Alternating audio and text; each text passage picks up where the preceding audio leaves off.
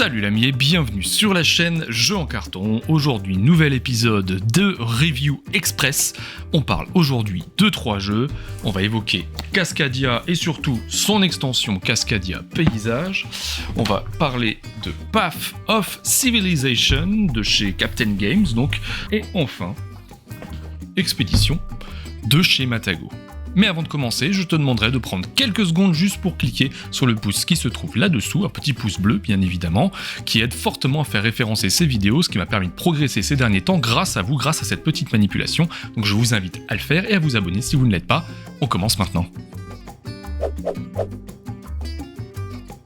Commençons tout d'abord très rapidement par Cascadia, puisque j'en ai jamais parlé sur la chaîne, donc ce sera l'occasion. Donc Cascadia, c'est un jeu dans lequel vous allez devoir à chaque tour sélectionner entre une paire de tuiles et de jetons animaux à placer dans votre parc. Et l'idée, ça va être donc de constituer un peu le paysage de votre parc et dessus placer donc les animaux correspondant aux endroits spécifiés, voilà. Et le but de ça derrière, c'est de scorer vis-à-vis des cartes animaux qui sont placées sur le côté, qui vous diront souvent quel schéma vous allez pouvoir scorer. Donc par exemple, association de 2 ours adjacents, ligne droite de Wapiti, etc.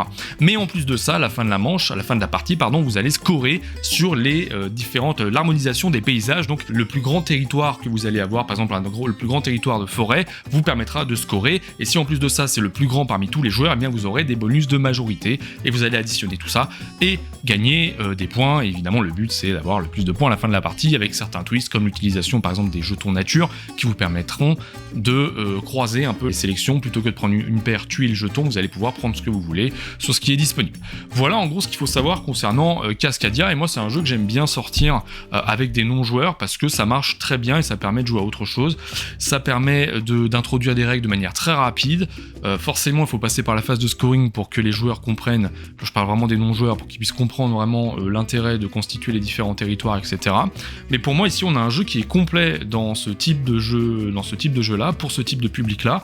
Donc clairement pour moi Cascadia c'est un bon 7 sur 10 parce qu'il m'apporte ce qu'il faut si jamais je rencontre quelqu'un qui n'est pas habitué aux jeux de société, et ça me permettra de le sortir, et ça me permet de le sortir par exemple avec mon père qui n'est pas un joueur assidu, et voilà. Maintenant je vous parle aussi évidemment de celle-ci, Cascadia Paysage. Donc Cascadia Paysage rajoute la possibilité de scorer plus sur les paysages, évidemment. Parce que vous allez pouvoir, à chaque fois que vous allez placer la 5e tuile d'un type de paysage, par exemple la 5e tuile forêt, à partir de là, vous allez pouvoir, au lieu de placer un jeton sur la tuile que vous venez de placer le jeton correspondant, donc c'est une sorte de meeple taillé, correspondant au territoire en question. Donc par exemple si c'est la forêt, ce sera un sapin, vous allez le placer dessus, donc condamner l'emplacement pour y placer votre tuile paysage, là, votre jeton paysage, mais vous allez pouvoir en plus de ça prendre une carte de scoring qui vous sera exclusive, du type, par exemple, plutôt que de compter que le plus grand territoire de type forêt que vous allez avoir, eh bien vous allez compter également le deuxième. Donc vous allez gagner plus de points sur le scoring des paysages. Et vous avez pas mal de cartes comme ça qui vous permettront d'avoir des scorings variés et différents. Et ce qui est plutôt très intéressant à mon sens, que ça rehausse l'intérêt d'aller scorer vis-à-vis des paysages. Maintenant, attention, ça rend plus difficile la pose des animaux, parce que forcément, le fait de placer ces petits jetons paysages va bloquer un espace pour les animaux que vous pourriez placer. Et parfois, je me suis retrouvé dans des situations où je me retrouvais beaucoup moins dans Cascadia, où j'étais coincé en fait dans ma sélection, parce que je ne voulais pas prendre un jeton que je ne pouvais pas placer. Et bien parfois, ça arrive que ces jetons ils finissent dans le sac parce qu'on n'arrive pas à les placer et on a préféré placer des jetons paysages à la place. Voilà. Concernant Cascadia Paysage, qui est pour moi une très bonne extension qui révolutionne pas tout. Dedans, vous allez avoir aussi un mode rapide pour pouvoir jouer rapidement, donc ça c'est sympa. Pour moi, ce n'est pas nécessaire, mais après chacun y trouvera son compte. Voilà, pour moi, Cascadia Paysage, c'est un 7 sur 10 en tant qu'extension. Je trouve très bien, ça apporte quelque chose de nouveau à Cascadia, et c'était nécessaire, et ça fait le boulot, donc je suis très ravi. On enchaîne avec Path of Civilization. Donc Path of Civilization, c'est un jeu de civilisation, bien évidemment, dans lequel vous allez devoir conduire la vôtre au travers des âges et devoir la faire prospérer de telle manière à obtenir le plus de points à la fin de la partie. Jusque-là, il n'y a rien de nouveau, si ce n'est que vous avez ici un jeu qui va vous demander une certaine construction de moteur vis-à-vis de 5 cartes que vous allez avoir déjà en début de la partie, chaque joueur va posséder les 5 mêmes cartes, mais au fur et à mesure de chaque tour, vous allez en acheter obligatoirement une, ce qui fait que vous allez renouveler votre jeu et le rendre de plus en plus fort normalement, si vous ne vous débrouillez pas trop mal. Ce qui fait que vous allez au départ jouer 4 cartes, pourquoi pas 5, parce que la 5e, vous allez la détruire. Maintenant, comment est-ce que fonctionnent ces cartes? Eh bien, vous allez les jouer dans 2 phases. Une première phase va vous permettre d'obtenir des cubes. Ces cubes, ce sont soit des bâtisseurs, pour pouvoir acheter des cartes merveilles, soit des ambassadeurs, pour pouvoir embaucher des dirigeants, donc des cartes dirigeants, soit de la philosophie, pour pouvoir faire progresser votre marqueur sur la piste de philosophie et obtenir des bonus, soit de l'armée pour pouvoir avoir des points d'armée et donc tenter de remporter des batailles le moment voulu, ou alors gagner de la sagesse pour pouvoir tenter de remporter des défis.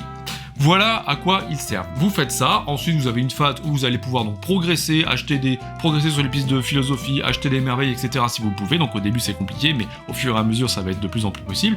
Et ensuite viendra donc la deuxième phase où vous allez utiliser vos cartes, l'autre côté des cartes qui vous permettra de progresser sur vos pistes de recherche qui comprennent donc 5 domaines, le culturel, le scientifique, le spirituel, le militaire et l'industriel. Donc c'est 5 jauges que vous allez faire progresser et ces jauges-là vont vous permettre d'acheter des cartes que vous avez de manière disponibles de manière permanente au milieu de la zone de jeu. Donc ça c'est pour tous les joueurs et ce sont ces fameuses cartes que vous allez acheter, que vous allez pouvoir rejouer, vous allez en acheter d'autres, etc. C'est comme ça que vous allez construire votre moteur. À la fin de chaque manche, la plupart en tout cas sauf la première et la deuxième, vous allez avoir soit un défi, soit une bataille à résoudre. Donc le défi ça va être du genre, eh bien c'est un défi sur la partie spirituelle, donc le bleu, eh bien vous allez compter tous vos éléments spirituels et puis vous allez avoir un certain nombre de bonus en fonction de la carte que vous aurez pioché, plus différents effets que vous allez pouvoir déclencher à ce moment-là, du type si vous avez construit des merveilles, vous allez obtenir ceci, sinon vous allez obtenir cela, enfin voilà, ce genre de choses-là. Concernant les batailles, ce sont des points que vous allez compter et on va vérifier des majorités à ce moment-là au niveau de vos points militaires, c'est-à-dire qu'à la fin de cette phase-là, celui qui a le plus de points, donc vous avez plusieurs pistes, vous avez déjà les cubes que vous avez dans l'armée qui valent 2 points de militaire, et vous avez une piste aussi centrale qui est une piste de force militaire qui vous permet, que vous pourrez faire progresser, mais ça restera de manière permanente. Les cubes vous allez les consommer alors que cette piste-là restera de manière permanente. Et bien vous allez additionner tout ça, et celui qui a le plus obtiendra la plus grosse récompense, puis la deuxième récompense, etc., etc., etc. Et vous allez poursuivre ainsi jusqu'à la 9e et dernière manche où vous aurez 2 de ces phases à résoudre, donc une phase défi, une phase bataille, et à la fin on compte les points de victoire. Et puis évidemment celui qui en a le plus l'emporte. Voilà ce qu'il faut savoir concernant le fonctionnement de Path of Civilization. Personnellement, c'est un jeu que j'aime beaucoup. J'ai été surpris parce que très clairement, de prime abord, lorsque je l'ai vu, moi il m'a pas attiré visuellement. Esthétiquement, pour moi c'est loupé. Je vais pas me cacher, je trouve que esthétiquement c'est loupé. Il y a un espèce de mix de choses qui ne sont pas forcément de très bon goût. Alors attention, pas bon goût dans le sens malaisant, mais dans le bon goût dans le sens choix artistique, qui moi personnellement m'ont pas mal rebuté. Par exemple, l'utilisation de certaines typographies pour les différentes écritures que vous allez trouver sur les cartes. L'utilisation, donc ça on sait qu'on en a beaucoup parlé, l'utilisation de l'intelligence artificielle pour pouvoir illustrer ces différentes cartes. Le problème de l'intelligence artificielle, c'est que si c'est pas très bien utilisé, les visages peuvent être parfois assez hideux, et là malheureusement il y a certaines cartes où clairement les visages sont assez effrayants. Donc je vais pas passer 10 ans sur l'aspect esthétique que je trouve raté de Path of Civilization. Si je pouvais résumer, finalement c'est comme si vous aviez embauché un électricien chez vous et vous lui demandez de refaire l'électricité de votre salle de bain. Très bien, il a terminé, vous arrivez chez vous, vous allumez, ça marche, par contre il y a tous les fils qui pendent. Voilà, Path of Civilization c'est ça, ça marche très bien, par contre c'est pas beau. Voilà, mais par contre ça marche très bien, parce que vous avez un jeu qui est dynamique, tout se joue en simultané, ce qui fait qu'il y a très peu de temps mort. Les seuls temps morts qu'il y a, c'est quand il y a un joueur qui va devoir réfléchir un petit peu plus vis-à-vis des éventuels combos qu'il va pouvoir réaliser. Vous avez un jeu qui est accessible, mine de rien, parce que c'est pas les règles sont très simples, sont assez épurées, même si je pense que dans les écritures de livret de règles, il y aura des choix qui auraient été un peu plus judicieux pour rendre les choses un peu plus fluides, mais c'est pas très grave. Et vous avez un jeu qui ne dure pas très longtemps. Généralement, sur les jeux de civilisation, si vous êtes un joueur de jeux de civilisation, jeux vidéo comme moi, ou d'autres jeux de société, vous savez que vous allez pouvoir y passer 2 ou 3 heures normalement. Ici, en 1 heure, vous pouvez tout à fait faire une partie. Je m'arrête là parce que je passe beaucoup trop de temps, mais Path of Civilization pour moi c'est une très bonne pioche si on met de côté son côté esthétique qui est à mon sens pas très réussi. Vous avez un jeu qui est accessible, que vous pouvez sortir avec beaucoup de monde et qui est très dynamique, donc Path of Civilization pour moi c'est un bon 8 sur 10. Et je finirai avec Expédition. Expédition, donc c'est la suite narrative des aventures de Scythe. Alors, si comme moi vous n'avez pas joué, alors ça va être le réveil de Fenris, je crois, le nom de l'extension, où vous avez une campagne narrative, et bien tout ça, peut-être que vous en ficherez un peu. Mais sachez que voilà, c'est la suite de ça, et donc que se passe-t-il? Eh bien, je crois que c'est une météorite qui est tombée quelque part, bref, peu importe. Et des expéditions donc sont lancées pour pouvoir aller investiguer ce truc-là, sauf que les personnes ne reviennent jamais. Voilà, et bien vous êtes une de ces expéditions-là, et vous allez pouvoir vous enfoncer plus profondément dans le territoire, et plus vous allez aller loin, plus il y aura de la corruption, et plus vous aurez des ressources, plus vous aurez ce genre de choses-là. Comment ça marche? C'est très simple, vous allez avoir jusqu'à 3 actions à réaliser par tour, vous allez pouvoir vous déplacer, vous allez pouvoir récolter, vous allez pouvoir jouer des cartes. Je dis jusqu'à 3 parce qu'au départ vous allez en faire 3, mais une fois que vous avez fait vos 3, vous allez avoir un petit cube à placer sur l'une de ces actions-là qui cachera en gros une action que vous ne pourrez pas réaliser. Donc vous pourrez faire soit jouer et récolter, soit récolter et déplacer, enfin, vous avez compris. L'idée c'est que vous allez avoir donc un mecha, ce mecha il a un plateau, et ce plateau, autour de ce plateau vous allez pouvoir construire un petit peu, améliorer votre mecha. Soit vous allez réaliser des quêtes, donc sur la partie supérieure, soit vous allez améliorer le mecha en améliorant des objets sur la partie de droite, soit sur la partie inférieure, vous allez faire fondre les météorites que vous allez rencontrer.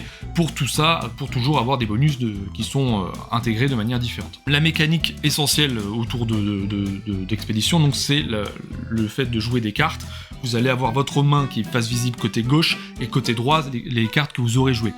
Vous allez prendre les cartes du côté gauche, les jouer à droite, et vous allez obtenir des bonus de ruse, et l'autre, j'ai mangé son nom, vous avez un petit tableau qui vous permet de faire progresser ces marqueurs-là. Ces marqueurs-là vous permettront également de retirer de la corruption. Ces jetons corruption, vous allez les prendre sur votre plateau, qui eux vous permettront d'atteindre une condition de fin de partie, parce que c'est comme dans Scythe, si vous réussissez à placer, alors là c'est 4 conditions au lieu de 6, 4 conditions de fin de partie, la partie s'arrête, et à la fin on compte les points.